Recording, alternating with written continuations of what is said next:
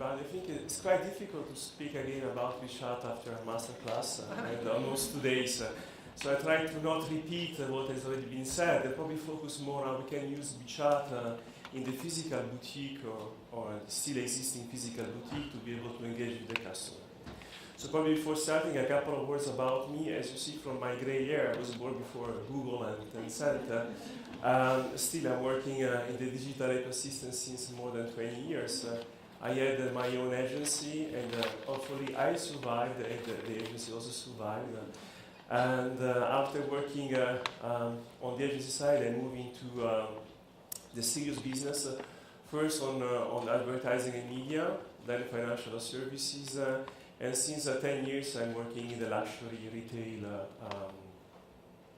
ecosystem. This is a picture that has been taken from one of my former colleagues when I was in charge of the digital operation for Richemont brand in Shanghai. When you have to talk about customer behavior or customer engagement, it's very important to take into account what is the reality of the market. And this is, you see, it's very simple to buy and pay something with a mobile phone in China. And so if this is what is shaping the customer habits, and by the way, I think we have to be very concrete, luxury industry is not shaping the luxury habits, the customer habits. We have to better understand them and then adapt what we are doing. So when you can buy an apple in a market in Shanghai and you can pay by using your mobile phone, this is telling a lot of the expectation when you enter a Cartier boutique or a Breitling boutique and you want to buy a piece of jewelry or a watch. Of course, some people are left behind. This digitalization of the interaction could have also a negative impact.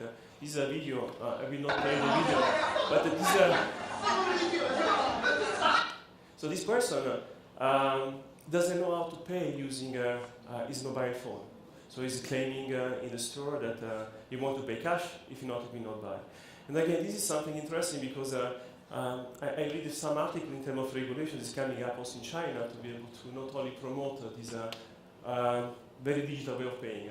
I will not talk about HEMA, I think you know well better than me what is happening there. And this is very funny because the same slide has been presented by Graziani before. And yesterday morning someone from Carrefour was saying about the acceleration of the digital payment or the digital mobile payment in the China ecosystem. So I insist a lot on the payment part because it's part of the story of retail and it's also what is shaping a lot of the customer expectation. So I hope that nobody's from Zegna, but it's very funny because in 2012, as most of the customer, the brands, the luxury brand, we are depending on a kind of clientele of Chinese that are buying, of course, in China, but also outside China. So Zegna decided to increase the space dedicated to wallets in the flagship store in Venezia. This was only 7 years ago, very funny, because if you see the explosion of digital payment, I mean, probably you have to reshape again what you're doing on the physical boutique.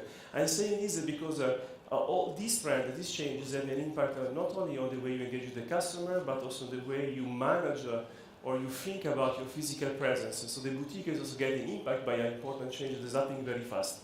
And yet the time or the lead time to be able to reshape, for example, boutique for a luxury group is much longer than the new and the next evolution from a digital perspective. When you talk about buying or selling, in this case, in my case, watches or piece of jewelry, is not easy. I mean, other people here are coming from luxury group or luxury brand. You know, it's not easy to sell watches, and it's not easy to sell watches online. There are multiple elements that could impact the customer journey. And the customer journey, when you buy a watch or a piece of jewelry, is something around 3-4 months. In 3-4 months, everything can happen. I don't know if you are aware of this application of fashion, which is a kind of, this is a very old print screen, by the way, it's 2015.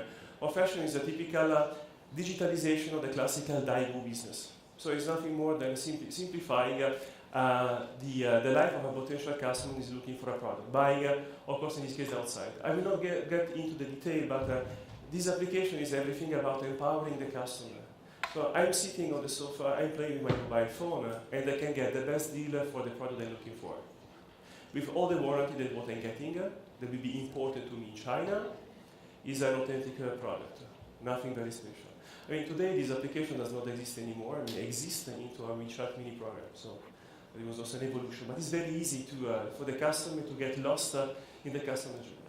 Again, everything is about empowerment. In the last 20 years, through digital globally, the most important effect on the customer behavior has been a kind of empowerment, which is about time, about information that you get, about simplicity of the interaction. And the brands, they didn't really react fast enough to understand this empowerment, and we are still somehow engaging with the customer like it didn't happen before. So, about empowerment of the customer, this is Fliggy, which is the competitor of C-Trip from Alibaba. Fliggy, the flying piggy, which is very good for the year of the pig. They are proposing some interesting model in terms of promoting to the customer, the consumer, a purchase abroad. In this case, you could be listed on a very specific Tmall new shop, and when you book your flight to Switzerland, for example, then the system is taking care of booking an appointment in a boutique where you can buy the watch you're looking for. So a complete integrated approach. So again, when you think about customer engagement, all this is part of the story of the customer journey. It's very difficult to be able to catch the attention and bring the customer in a physical store. Because even if the retail concept is changing, it's not anymore the place where you transact or you buy something, it's a place where you experience something. I mean, this I also learned over time. Well, at the end of the day, for a luxury brand, most of the sales are still happening in a physical boutique. 80, 85%, 90%, it depends. Of course, all the sales are influenced by the digital experience of the entire journey, but bottom line, we still have to sell in a physical boutique.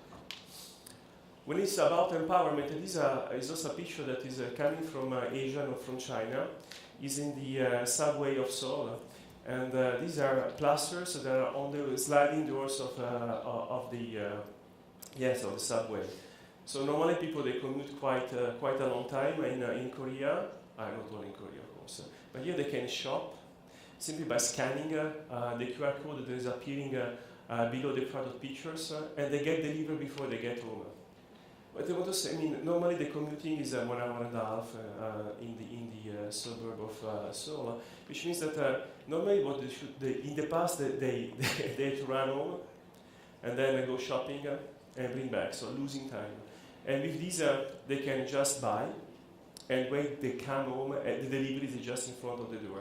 This is, again, is telling a lot in terms of how this is shaping the customer expectation and how brands, luxury brands, we don't control it, we have to do it. By the way, this is Tesco, so very, very entry-level brand. Tesco in Korea is even not the strongest brand, so somehow something like this is becoming a kind of habit. And by the way, in the morning, there is no plaster on the sliding doors. Because in the morning, most of the people like me, you are late, you have to rush, and you don't spend time in just scanning QR code for a kind of shopping experience. I use an example of the BMW. This is the American data. So in 2010, somehow the number of visits in average before buying a car was 4 visits. Now, the first visit, you discuss a little bit, blah, blah, blah. Then you get an offer, you get back home, talk to your wife, you change your mind, you go back, and so on and so on. So finally you pick up the car, and then you can get a car. 4. So it went down to 1.4 in average visit in 2016. And the target in 2018 was below 1. I don't know. I don't have the final data, but this is also telling a lot about the change in the behavior. And if you move from 4 visits to 1 visit, something's happening in between, because at the end of the day, you still buy a car. I mean, for the ones who buy a car, you still buy a car. So the customer has been empowered in a different way to have the same capability to make the choice, but interact in a different way, which means also when you go back or you enter for the first time a car dealer, what you know about the car is already much more than before. So what you're expecting from the car dealer is something different. Now I stay in the car, but I move to the competitors. This is Audi. This is the Audi City in London, and this is just close to the Ritz Hotel, almost in front of the Cartier boutique. So imagine a car dealer downtown London. I mean, the cost of the rent is much higher than outside the city, very far away from the center. They have only 4 cars in the boutique, because it's a boutique. walls are digital screen. You have one-to-one size cards that you can customize. And imagine what the revenue of the boutique is 25% higher per square meter than any other car dealers. They were able to engage with a new clientele, which is most of the case women, that dare to enter a nice boutique instead of, I'm joking, a dirty car dealer outside of the city. And the average price is 30% above the standard for the brand. And what I think is interesting now in terms of engagement, you see the distance between the car dealer and the customer. There is anymore this big screen with a cathodic tube behind that is keeping a very long distance between the customer and the car dealer. And the car dealer is wearing an outfit which is not anymore the one of the mechanical. It's a completely different dimension. And again, all these are examples that we have to integrate in the business of luxury to be able to engage. So engagement is about experience in general, and the same presentation, the same talk would be completely different 20 years ago. So digital completely shaped or reshaped this experience. And including the competition is also the funny part of the story. And there is a continuous power shift because, again, when I started working on the luxury retail 10 years ago, we were saying, oh, now we have to focus on the customer, not anymore on the product. We are talking about the customer over time, but we think on the product. We don't think about services because simply because we have a fantastic and nice boutique, this is already compensating the service that we cannot provide. Anyway, now that somehow most of the brands are getting it and they try to make it happen, in reality it is already moving very fast to the platform. So we don't have anymore, again, the control of the customer. And this is a little bit what is happening in the luxury industry, where we are still sitting on the very left in terms of reality. It's still a very wholesale business. Take whatever is the watch brand, including Breitling, 80% of the sales are through retailer, not internal boutique, with some exception. I can talk about Louis Vuitton, Cartier, and so on, but that's the reality. And the customer is already moving to the platform, looking for something else in terms of service that we cannot provide with this very old way of thinking. So this is digital. This is really the end of digital, this empowerment of the customer. And this digital is an ecosystem. Without telling again the story about what is, but this somehow this ecosystem is boundaries. There are 7, 8, 10 brands that are somehow shaping the customer experience.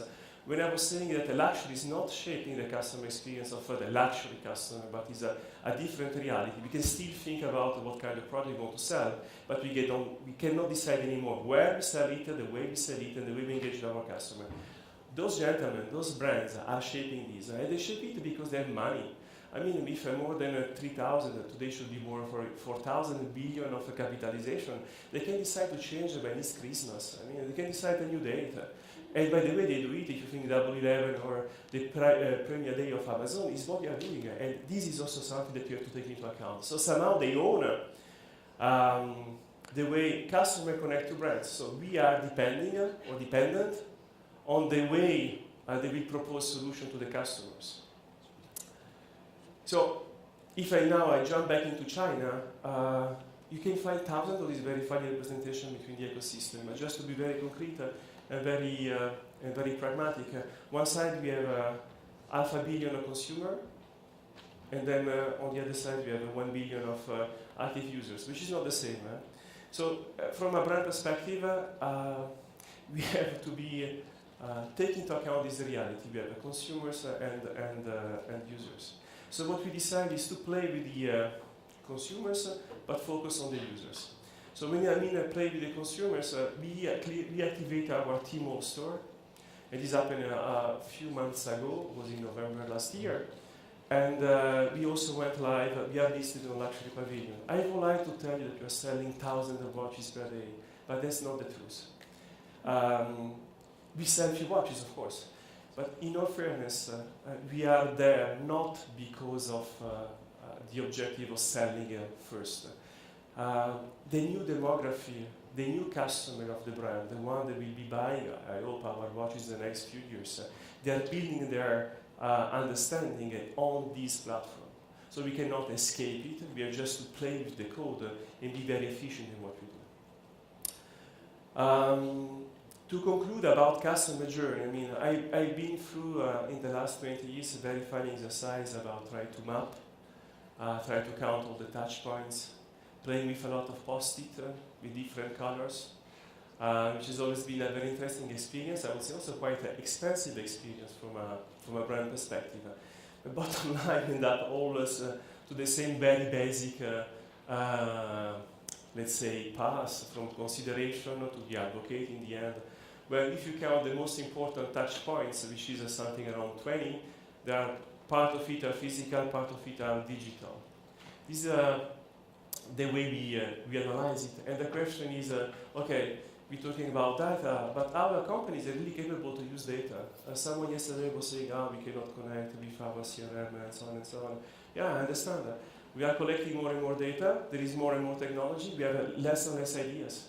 In the sense, we have to probably to step back a little bit and use what is a technology basement to be able to make things happen. So, and as I said, that from a customer, from a perspective, from a luxury perspective, there are 5 key touch points that are influencing 75% of the sales, 75, 68, 82, who cares? Depending on the consultant company that you are working with, they will give you different figures. But somehow that's 2/3 at least of the sales are influenced digitally. And the question is, okay, but what does it mean in a BAT world, Baidu, Alibaba, Tencent world? What does it mean this? How this can transform? What is the impact of this in what we do? So the idea was we simply took the same journey and we mapped through what we call physical, digital, and phygital, and try to see, okay, what is happening there. And of course, we suddenly realized we have even more data and we have the same amount of ideas that we had before, so even more complex to fix it. And then we somehow realized, okay, we can connect all these dots through WeChat. And when I say this, so we are being very pragmatic on the customer side, and we are very trying to use technology on the user engagement side. So by using and elevating WeChat as the ecosystem to be able to connect the customer, the brands, and of course the sales staff. So we went through this process and we put everything together around the WeChat, which is our approach is to bring WeChat in a boutique. I mean, bringing WeChat in a boutique is not something new because WeChat is already in a boutique. Sales staff is using WeChat to connect with customers on a very personal level. The problem is that when staff is leaving the boutique and the brand, the company doesn't have any understanding of what was the relation. The idea for us is to okay, we understand the ecosystem, we bring some capability, we re-empower, what we say, we augment again our retail staff to be able to better engage with the customer and the consumer through WeChat. So we build a bunch of solutions that today are mini program and also H5 website that we are linking in and out, up and down with our WeChat service account. And we bring those capabilities in the store to the sales associate. And in the store, we work a lot with Salesforce. I'm not selling Salesforce, but we have a CRM, which is the global one for the company. So instead of having a specific solution for China, we try to link what is specific to China, so WeChat, into Salesforce. We went through assessing all the capability, the template, the plugin. No one of them is really working, so we had to build our own interface to be able to make it happen, which is giving us an advantage in terms of when we are following the global travelers, which is also our customer. We don't have to reconcile afterwards and try to fit the gap manually. We have a possibility to link all this in a consistent way. Those are the mini programs, and this is a kind of visibility of what is happening in a physical boutique, where, of course, each sales associate has a QR code. The customer is scanning the QR code, like he used to do on a personal level, but in this time is connecting to the customer, of course, to the sales associate, but also to the brand. And all the communication could be managed across the different systems. So if a sales associate is leaving, we can move the message to the other one, and we have a complete control. From a sales associate, there is nothing wrong and nothing new. He's still using WeChat as he used to use before, simply is getting empowered. And the same is in the way we can send messages and share the customer. Just to conclude, we close the loop and we bring back again the customer on the mini program. So after the visit, you connect with the sales associate, and then you get a welcome message or whatever is the message depending on the validation of consent, if it's a standard message or a template message, or the way we keep alive the communication to be able to get back to the customer. When it's landing back to a mini program where we can still engage with the brand, or eventually, if we are lucky enough, buy our product, just to close the loop. And we stay in the ecosystem of WeChat. We don't take it out. Also because we want to maximize our marketing investment around the platform of WeChat. So we try to do, once it's in, we keep it in. But so if I have to summarize, I don't know if tech is in the meeting room, we did something to put all this in place. I mean, it's not very important. You can change the name, you get the same result. There is a bunch of development behind. It's better to work with local agencies to make it happen because they better understand the reality of those APIs. Anyway, if I have to conclude, so we decided to move into WeChat to link online, offline, connect the customer, the sales associated the brand, because we can personalize and we can contact the customer in a different way. The idea is to augment the capability of the sales staff to be able to better engage with the customer, the consumer. And in the end, we want to collect consistent information about our customer to be able to engage with them anytime. Voilà, I'm done.